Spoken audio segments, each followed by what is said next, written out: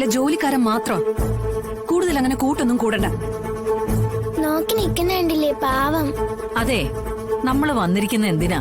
അച്ഛൻ തിരിച്ചു വരാനുള്ള പൂജയ്ക്ക് വേണ്ടിയാ.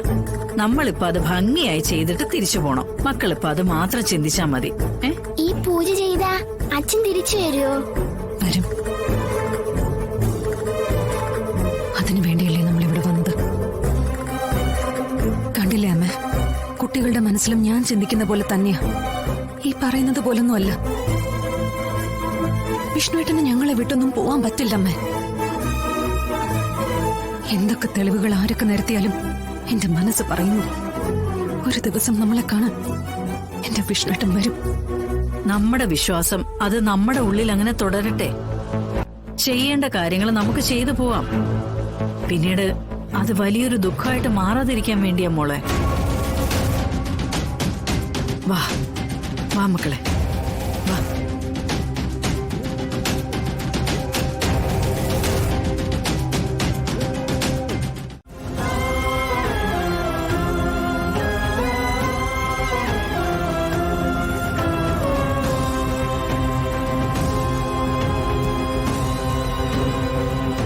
എന്തിനാ ശാരദമ്മ അച്ഛന്റെ ഫോട്ടോയ്ക്ക് മുമ്പേ വിളക്ക് കത്തിച്ച് വെച്ചിരിക്കുന്നേ?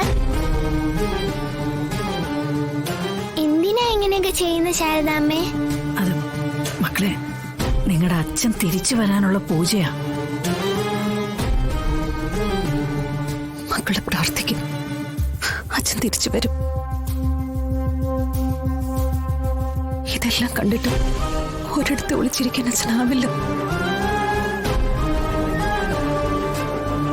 വിഘ്നേശ്വര ഭഗവാനെ, വിഘ്നങ്ങൾ ഒന്നും ഉണ്ടാകാതെ ചെയ്യുന്ന കർമ്മം ഫലിക്കാനായി വിഘ്നേശ്വരനെ പ്രാർത്ഥിച്ചോളൂ. മക്കളെ തൊഴുതിരിക്കും.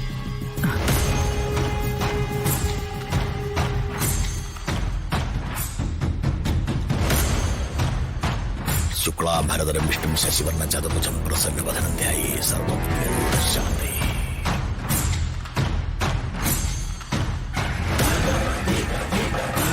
മുന്നിലിരിക്കുന്ന ഇലയിൽ നിന്നും രണ്ടുപേരും 2 പൂക്കൾ എടുത്തിട്ട് കണ്ണടച്ച് പ്രാർത്ഥിക്കണം. പ്രാർത്ഥിച്ചോ.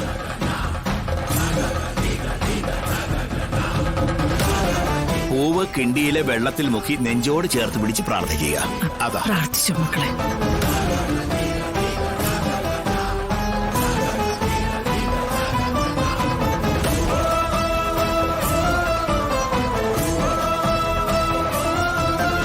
കൈകൾ ശുദ്ധമാക്കിയിട്ട് ആ പവിത്രമെടുത്ത് മോതിരവിരലിൽ അണിഞ്ഞോളൂ.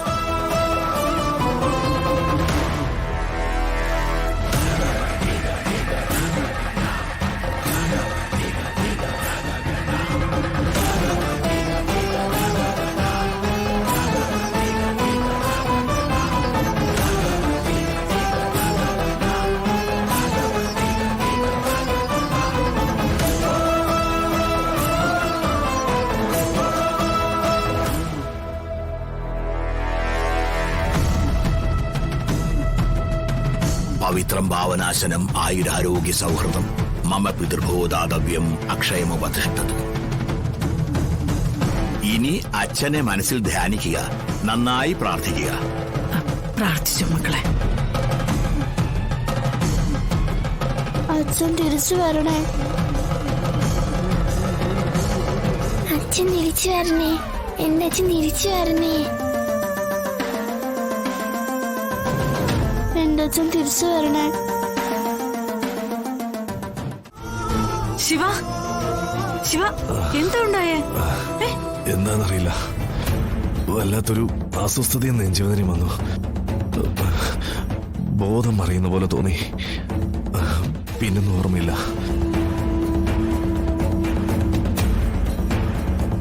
അതാരാത്? അറിയുന്ന ആളാണോ? ഞങ്ങളുടെ ഡ്രൈവറാ. ആരായാലും നിങ്ങൾ മരിച്ചുവെന്ന് കരുതുന്നയാൾ മരിച്ചിട്ടില്ല. അയാളുടെ ജീവന്റെ തുടിപ്പ് ഈ അന്തരീക്ഷത്തിൽ കാണുന്നുണ്ട്. കണ്ടില്ലേ, ഫോട്ടോ വരെ വീണു.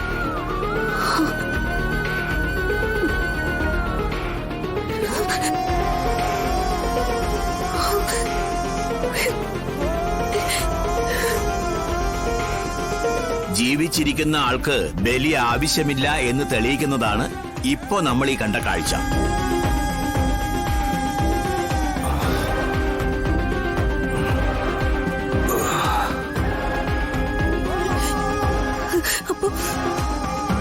അപ്പൊ എന്റെ വിഷ്ണുട്ടൻ ജീവിച്ചിരിക്കുന്നാണോ പറയുന്നത്? എന്താ ഇതൊക്കെ?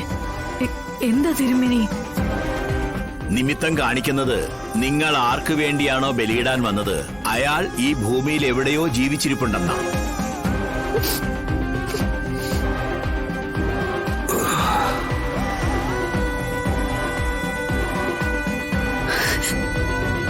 ഏതാമ്മ ഞാൻ വിശ്വസിക്കണ്ടേ? ആര് പറയുന്നതാ ഞാൻ കേക്കണ്ടേ?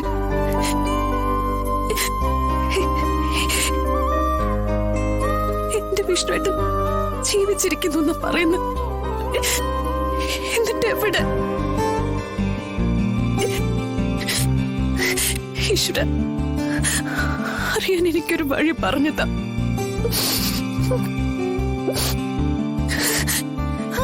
ശിവനങ്ങളെ കുഴപ്പമൊന്നുമില്ലല്ലോ?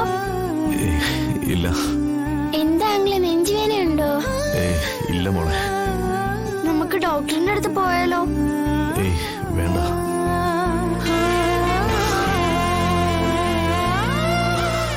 എന്താ അങ്ങളെ, കുഴപ്പം വല്ലതുണ്ടോ?